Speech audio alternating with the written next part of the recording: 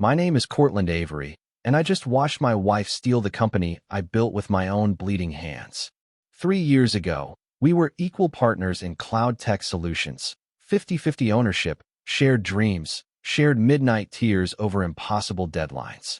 But 6 months ago, during our series of funding round, Elara convinced me to restructure ownership for maximum tax efficiency and investor confidence. Like a complete fool, I signed those legal papers giving her 51% control, trusting her with my entire future.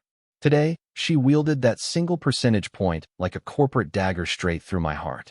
"Congratulations, you're officially terminated," she announced coldly, sitting behind our mahogany desk like some kind of executive queen while two security guards waited awkwardly by the door.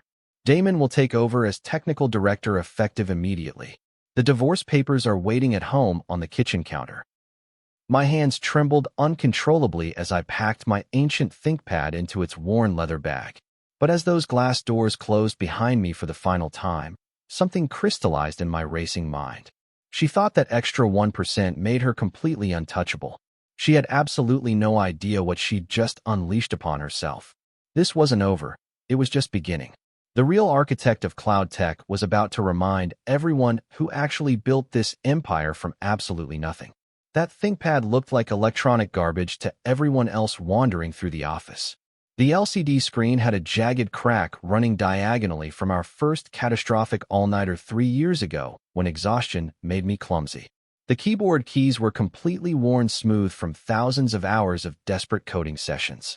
Coffee stains marked every available surface where I'd spilled my 100th cup of industrial-strength caffeine. Dust filled every crevice like archaeological evidence of late nights. That pathetic relic belongs in a technology museum. Elara had laughed dismissively just last week, pointing at my faithful machine with genuine disgust. But this seemingly worthless computer contained something more valuable than pure gold. Every commit log, every timestamp, every digital fingerprint that conclusively proved I was the sole architect behind CloudTech's revolutionary security platform.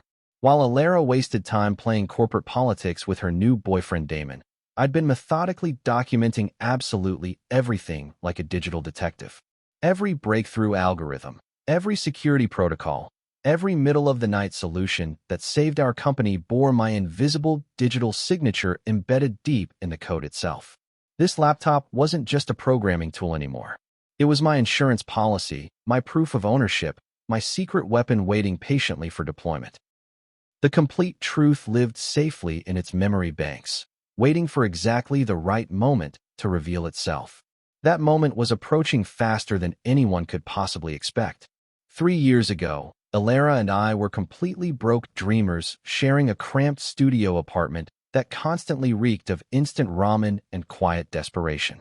Our entire corporate headquarters consisted of a wobbly card table purchased from Goodwill and 2 folding chairs that creaked ominously under our weight.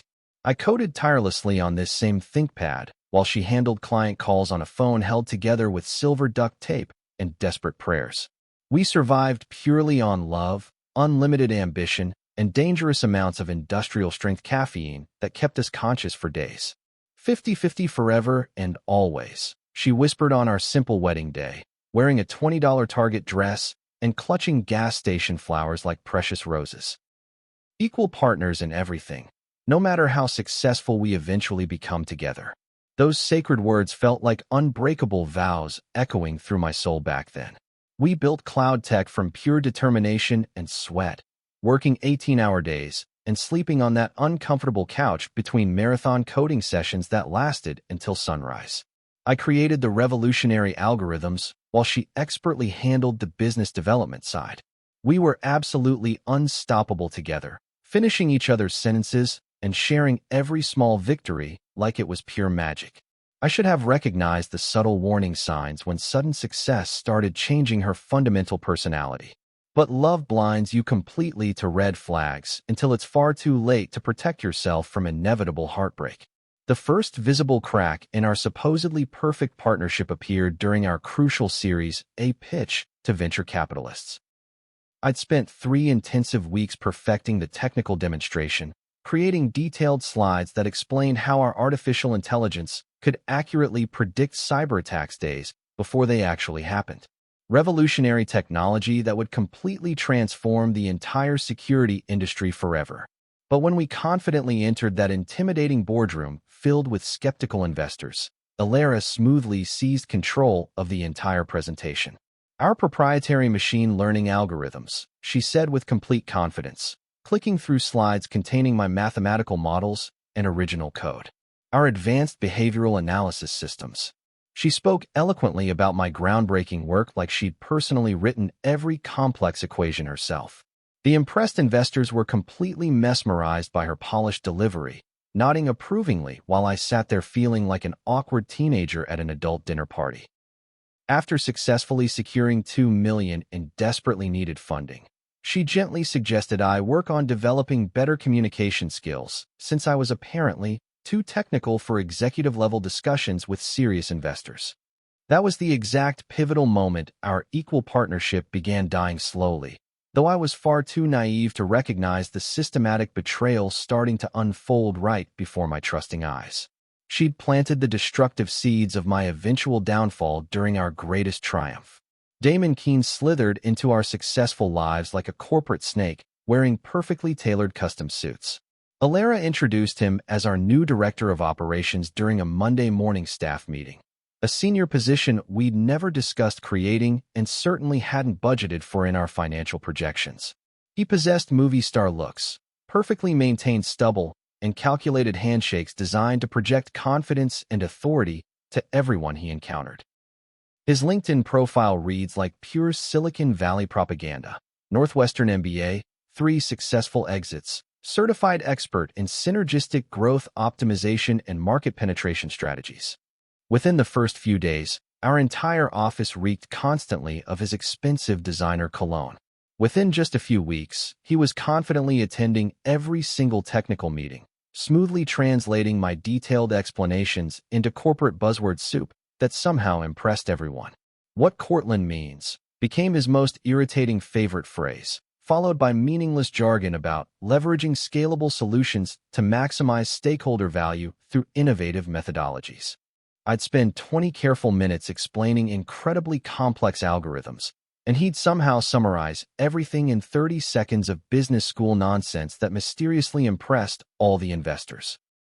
Watching him systematically steal and repackage my words became a daily torture that ate away at my confidence. But far worse was seeing Elara's face light up whenever he spoke, like he was revealing profound wisdom instead of simply recycling my original ideas in prettier packaging. The suspicious late-night strategy sessions started innocently enough, or so Elara claimed whenever I questioned her increasingly long hours at the office. Just working on detailed growth projections and comprehensive market analysis, she'd explain dismissively when I found her office lights still glowing mysteriously at midnight. I'd finished debugging complex code and discovered Damon's expensive car still parked outside, their silhouettes clearly visible through the conference room windows like shadow puppets. They'd huddle intimately over their laptops, whispering intensely about expansion strategies and investor relations while completely ignoring my existence. When I knocked politely, they'd look up with flushed faces and forced smiles that screamed, "You're interrupting something extremely private and important." Elara would quickly close her laptop screen, claiming they were finalizing quarterly business forecasts and strategic planning documents. But I started noticing other disturbing things that made my stomach churn with suspicion. Her work clothes constantly carried traces of his distinctive cologne. She worked later every single night without reasonable explanation. Their private meetings only happened when I was conveniently absent from the building. The worst realization wasn't discovering their obvious affair. It was gradually understanding they were systematically planning my complete removal from the company I'd built from nothing. Every whispered conversation was another nail being hammered into my professional coffin. I began secretly carrying a voice recorder disguised as an ordinary ballpoint pen. The incriminating audio I captured over 2 intensive weeks would have impressed FBI investigators working organized crime cases. Board meetings where Elara systematically described me as too obsessively focused on technical minutiae and dangerously resistant to necessary organizational evolution and growth. private strategy sessions where Damon carefully outlined his detailed plan to transition technical leadership to more business-oriented professionals with broader vision. The most damaging recording captured them discussing how to protect valuable intellectual property and trade secrets during my inevitable departure, literally planning to steal my entire life's work while somehow convincing themselves they were heroically saving the company from its own founder. My personal favorite recording happened during an executive meeting I mysteriously wasn't invited to attend due to scheduling conflicts. 3 solid hours of them plotting my complete professional assassination in polished corporate language, complete with detailed timelines, legal strategies, and media talking points for damage control. They'd carefully considered every possible angle except one crucial possibility, that their intended target might be secretly documenting their entire criminal conspiracy. That critical oversight would prove to be their fatal mistake when everything eventually came crashing down around their perfectly manicured lies. While they schemed against me, I quietly built an impenetrable legal fortress around my intellectual work. Every single line of code I'd written over 3 years contained invisible digital watermarks, proving authorship beyond any reasonable doubt. Timestamp logs correlated perfectly with my detailed development notebooks and project management records. Code comments used syntax patterns uniquely identifiable as mine, embedded so deep in the system architecture that removing them would require rebuilding everything from complete scratch. I meticulously documented every function like it needed to survive brutal patent litigation in federal court. Version control histories provided irrefutable proof of exactly when specific features were developed and by whom.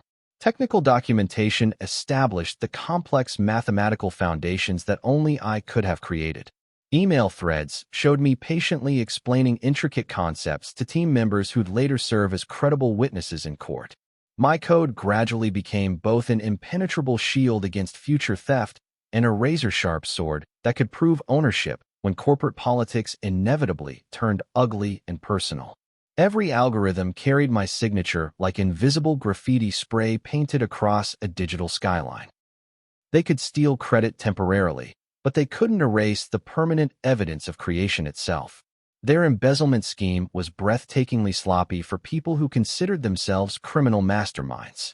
Fake consulting companies with business addresses tracing directly to mailbox stores in strip mall parking lots. Mysterious invoice payments to businesses that existed only on legal paper, all suspiciously connected to Damon's extensive travel schedule. Every single time he flew somewhere for partnership development and strategic relationship building, a shell company would magically submit detailed bills perfectly matching his travel expenses plus 30% for completely imaginary consulting services. I spent hours cross-referencing payment dates with Elara's business trip calendar, and the criminal pattern became embarrassingly obvious to anyone paying attention. They weren't even attempting basic subtlety in their systematic theft of company resources. Hundreds of thousands of dollars flowing like a river into accounts controlled by Damon's carefully constructed network of fictional businesses. Money specifically earmarked for product development, instead funding their extramarital affair and increasingly lavish lifestyle. They'd been methodically looting the company we'd built together with our own sweat and sacrifice, betraying not just me personally, but every hard-working employee who genuinely believed in our revolutionary mission. The overwhelming financial evidence alone could easily send them both to federal prison for decades. At exactly 3:17 on a freezing Tuesday morning, our biggest client's security system exploded into complete digital chaos. Coordinated cyber attack, military-grade sophistication, the dangerous kind requiring months of careful planning and serious financial resources from international criminals. I rolled out of bed while Elara continued sleeping peacefully, completely oblivious to the digital warfare erupting across town that threatened our company's reputation. For 4 grueling hours straight, I guided their panicked security team through defensive strategies that ultimately saved them over $40 million in potential data theft and permanent system damage. My prediction algorithms identified attack vectors before hackers could exploit them, adapting to emerging threats faster than human criminals could modify their sophisticated approach. It represented the ultimate validation of everything I'd built over 3 years, technology that could literally predict the digital future and prevent catastrophic security breaches. Instead of receiving proper credit for this technological miracle, the next morning's client conference call featured Elara confidently taking complete ownership of our exceptional team response and crisis management protocols, while Damon smoothly praised their operational excellence during critical situations requiring leadership. I sat there completely invisible while they brazenly transformed my middle-of-the-night heroics into their corporate success story. That defining moment crystallized my absolute resolve. They had to be utterly destroyed. The celebration that followed was pure corporate theater carefully designed for social media coverage and press attention. Champagne flowed freely in our main conference room, while Elara gave polished interviews to industry magazines about CloudTech's integrated security solutions and predictive defense capabilities that revolutionize cybersecurity. She discussed complex machine learning protocols like she'd personally invented artificial intelligence from fundamental mathematical principles. Damon stood proudly beside her, nodding wisely about his crucial strategic oversight during the crisis response that saved our client millions. He'd literally slept through the entire emergency, but somehow his visionary leadership had been absolutely essential to our miraculous success story. I forced myself to smile convincingly while accepting hollow congratulations for groundbreaking work already being systematically erased from company history. But that same night, working alone in my home office until sunrise, I finished the most important programming project of my entire career. Not a security algorithm or threat detection system, a digital revelation timer that would eventually show the whole world exactly who built CloudTech and truly deserved credit for its revolutionary capabilities. Justice was finally coming, and it would be absolutely beautiful to witness unfold. The countdown toward their judgment day had officially begun. I gave them exactly 6 months to reveal their true criminal nature completely, long enough to systematically document their betrayal and build an absolutely airtight legal case, long enough for them to become dangerously comfortable with their elaborate deception and stolen success. The revelation system I carefully embedded deep in our core infrastructure wasn't designed for destruction or sabotage. It was purely educational in its ultimate purpose. When triggered at the predetermined moment, every screen throughout the building would display unvarnished truth for everyone to witness simultaneously. Original code commits bearing my name and development timestamps. Technical documentation that could only have been written by the system's original architect. Algorithm specifications with mathematical proofs impossible to fake or delete without destroying everything. Digital signatures buried so deep that removing them would require rebuilding the entire platform from complete scratch. I wasn't planning sabotage or vindictive vandalism of our mutual creation. I was planning a complete revelation of who really built what everyone was profiting handsomely from. Truth cuts through corporate propaganda more effectively than any weapon ever forged by human hands throughout history. The timer was counting down steadily toward their final judgment day. My attorney Silas received 3 heavy boxes of meticulously organized evidence: financial records, code repositories, audio recordings, email chains, witness statements. Everything legally needed to prove theft, fraud, and breach of fiduciary duty in federal court. This documentation is absolutely overwhelming, he said seriously, carefully reviewing my mountain of proof. But remember that evidence only becomes truly powerful when timing is executed perfectly. Together we structured my case like a legal nuclear device with multiple fail-safes and backup systems. Sealed archives that would automatically open if they attempted character assassination or reputation destruction. Detailed witness statements from team members who knew I was the real technical architect. Expert testimony about the mathematical impossibility of replicating my specific work without access to original source code. Every defensive measure doubled as offensive ammunition when needed for counterattack. Silas warned me seriously that once we triggered this comprehensive legal strategy, there would be absolutely no retreating or negotiating with the opposition. I assured him confidently that complete victory was the only acceptable outcome for me. They'd chosen war when they stole my life's work. Now they'd experienced the devastating consequences of that decision. Rowan was my very first hire, a brilliant developer straight from college who still naively believed technology could change the world for the better. His loyalty never wavered despite increasing corporate pressure to distance himself from me publicly. When I showed him my comprehensive evidence collection, his expression shifted from confusion to righteous outrage. "I knew something felt fundamentally wrong," he said, shaking his head in disbelief. The recent code reviews made absolutely no sense. Damon kept asking basic questions, proving he didn't understand fundamental system architecture. Rowan immediately signed a detailed affidavit documenting every technical impossibility in Damon's supposed contributions to our platform. He also revealed that Hadley Cross, our most respected board member, had been asking increasingly pointed questions about technical accountability and leadership competence throughout the company. "She definitely smells something rotten in the executive suite," he said with grim satisfaction.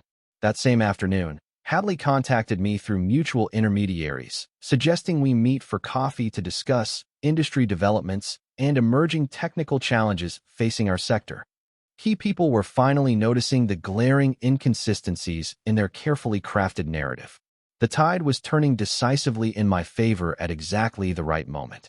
Glossy magazine profiles painted Elara and Damon as visionary partners revolutionizing cybersecurity through innovative leadership and strategic thinking.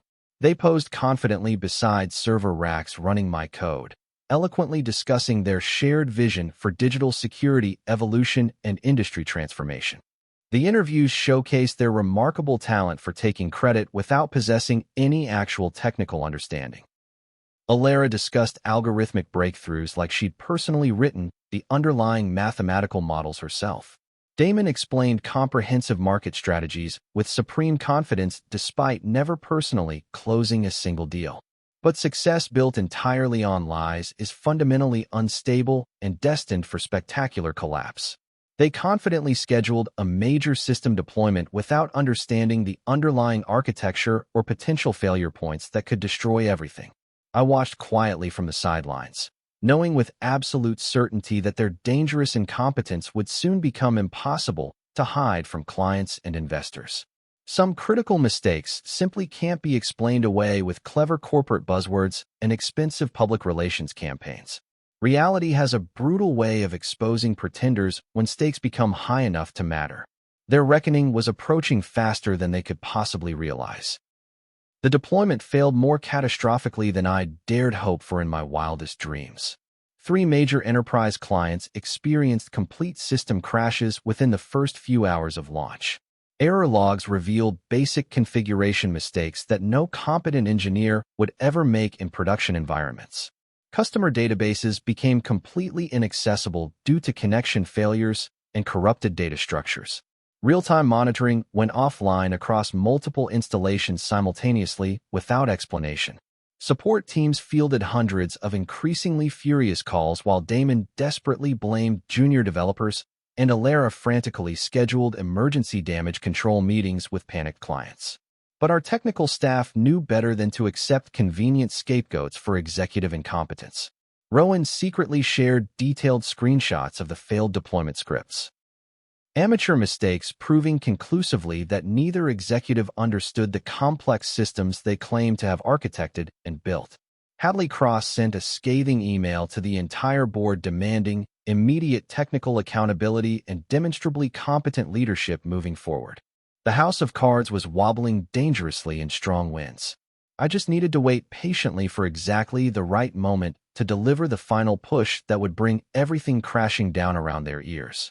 Justice was finally within my reach.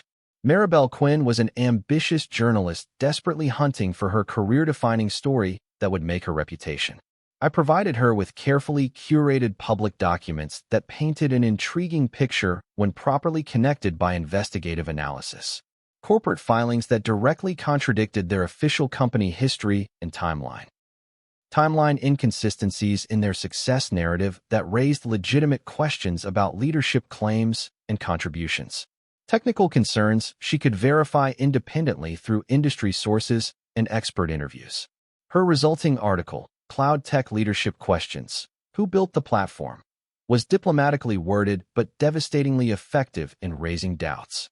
She skillfully highlighted discrepancies between public statements and technical realities without making specific accusations she couldn't legally prove in court.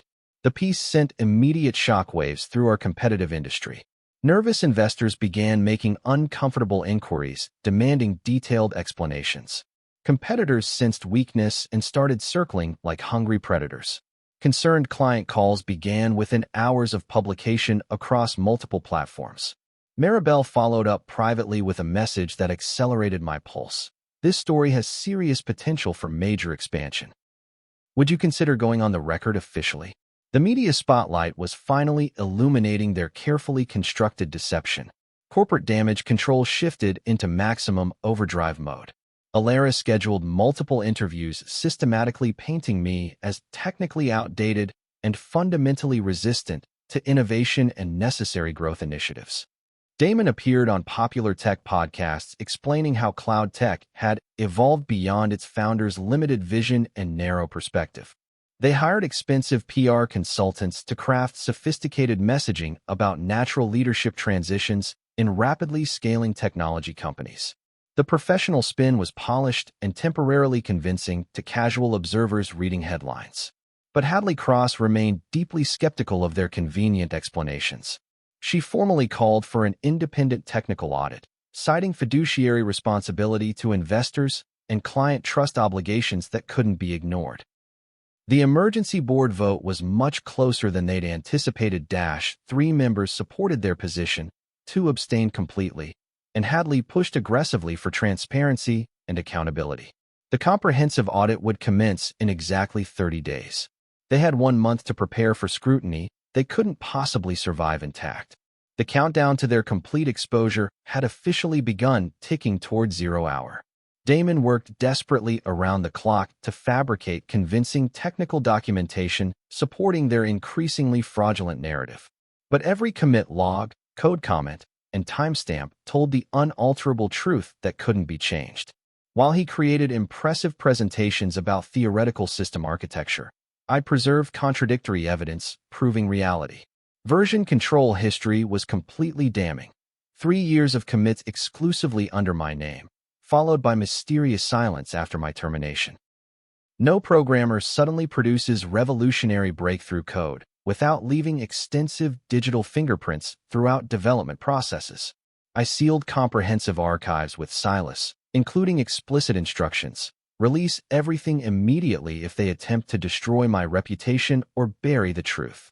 The evidence was locked, loaded, and ready to detonate their elaborate web of lies. All that remained was waiting for the optimal moment to reveal everything to the world. Their judgment day was approaching with mathematical precision, and absolutely nothing could stop the inevitable reckoning they'd brought upon themselves through systematic betrayal. In my quiet apartment, I watched digital clocks tick steadily toward revelation and ultimate justice. The timer embedded deep in CloudTech's core systems would trigger during their most critical presentation. The Series B funding pitch, where they'd confidently request $50 million based on technology they hadn't created or understood. At precisely 11 a.m., while Damon confidently explained our proprietary algorithms and predictive capabilities to potential investors, every screen would simultaneously display the complete truth. Original code commits bearing my name and timestamps. Documentation proving authorship beyond any doubt. Specifications that only the original architect could have written. Not destructive or malicious, purely illuminating for everyone to witness simultaneously. The Emperor would finally be revealed as completely naked before his subjects and peers. My phone buzzed urgently at 11:02 a.m. sharp. The first wave of alerts was arriving exactly as programmed. 3 years of elaborate lies were about to evaporate in real time like morning fog hit by blazing sunlight. The collapse was magnificent to observe from my coffee shop strategically positioned across town. Within minutes, every system displayed my digital signature prominently. Clients seeking support saw clear messages crediting Cortland Avery as original architect. The investor presentation ground to a complete halt when Damon's slides were systematically replaced by actual documentation bearing my name and timestamps. 3 years of deception evaporated instantly like smoke in the wind. Security logs proved I'd been the only person authorized to modify core systems. Email servers displayed signatures confirming my authorship of every major algorithm. The funding meeting devolved into chaos and confusion. Venture capitalists demanded explanations nobody could provide. Existing clients threatened immediate contract terminations and legal action. By noon, news trucks surrounded CloudTech building like vultures circling fresh carrion. Social media exploded with speculation about the dramatic revelations. Industry forums buzzed with technical analysis proving the impossibility of their claims. The truth had finally liberated itself from corporate lies and was spreading across the internet faster than wildfire through dry timber. I released everything simultaneously across multiple platforms: voice recordings, financial documents, complete code repositories, witness statements, expert analysis. Every major tech publication received the comprehensive story within an hour. Evidence was overwhelming and impossible to dispute or explain away convincingly. 3 years of crystal-clear audio proving systematic planning of my removal while stealing credit. Bank records showing methodical embezzlement through shell companies. Technical documentation conclusively establishing me as sole platform architect. Headlines wrote themselves across the internet. CloudTech founders accused of massive fraud. Tech couple's empire built on stolen code. Silicon Valley's biggest deception exposed. Federal agencies announced investigations before articles finished publishing. Securities regulators froze trading immediately. The FBI began examining evidence for criminal charges. Industry experts provided commentary confirming the impossibility of replicating my work without access to source code. My 3 years of careful documentation had created an avalanche of truth that buried their lies completely and permanently. Terrified investors immediately withdrew all funding offers and froze existing commitments. The $50 million Series B died before lunch ended. Hadley Cross led an emergency vote removing Damon from all positions and placing CloudTech under independent oversight. Elara's expensive lawyer called with a panicked settlement offer. $50 million for signing comprehensive non-disclosure agreements and never discussing CloudTech publicly again. They wanted to purchase my permanent silence, preserve her shattered reputation, and somehow salvage something from the wreckage of their stolen empire. But some things transcend monetary value entirely. Truth was already public across every platform imaginable. Justice was proceeding through official channels. Their kingdom had crumbled through revelation rather than sabotage or illegal revenge. The most powerful weapon available had been simply showing everyone who they really were beneath carefully maintained facades. Federal prosecutors were already building cases based on my evidence. No amount of money could undo the exposure of their fundamental character and systematic crimes against the company we'd once built together. The final settlement meeting occurred in Silas's downtown office. Elara appeared smaller and more fragile than I remembered, wearing simple clothes instead of executive attire. Her expensive attorney presented terms with formal precision: complete financial compensation, guaranteed permanent silence, supposedly clean slate for everyone involved. Sign the papers and walk away wealthy, he urged repeatedly. You've proven your point definitively. Take substantial money and move forward with your life. I held the pen for a long moment, studying the woman I'd once planned to marry and build a future with. The woman who'd promised equal partnership forever regardless of success. The woman who'd systematically stolen my life's work and attempted to erase me from my own creation entirely. Then I slowly placed the pen on the polished conference table and looked her attorney directly in the eyes with complete conviction and finality. No deal whatsoever. Justice isn't for sale at any price. 6 months later, Damon faced serious federal charges for embezzlement and securities fraud. Elara lost the company, our marriage, and the professional reputation she'd valued more than truth or partnership. CloudTech was acquired by a major competitor who immediately hired me as Chief Technology Officer, rebuilding the platform from my original specifications and recognizing my contributions publicly. I didn't win her back. I won something infinitely more valuable and lasting. I won myself back completely and permanently. The accommodating programmer who'd silently allowed others to steal credit for his revolutionary work was gone forever. In his place stood someone who understood that the most powerful revenge isn't destruction or sabotage.